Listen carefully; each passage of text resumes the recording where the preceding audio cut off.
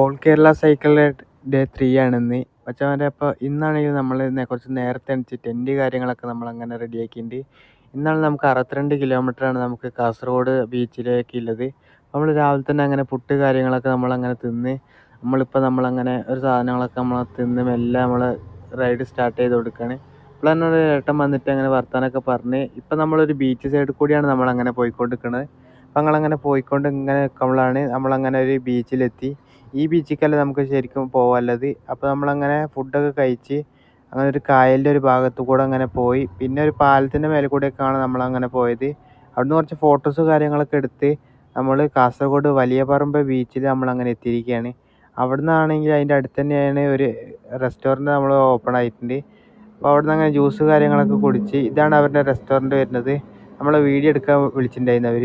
അപ്പോൾ നമ്മളങ്ങനെ പെട്രോൾ പമ്പിൽ വന്ന് നമ്മളങ്ങനെ ഇവിടെയാണ് നമ്മളിന്ന് സ്റ്റേ കാര്യങ്ങൾ അടിക്കാൻ പോണത്. അപ്പോൾ എന്തായാലും ഇനി നമുക്ക് നാളെ കാണാം.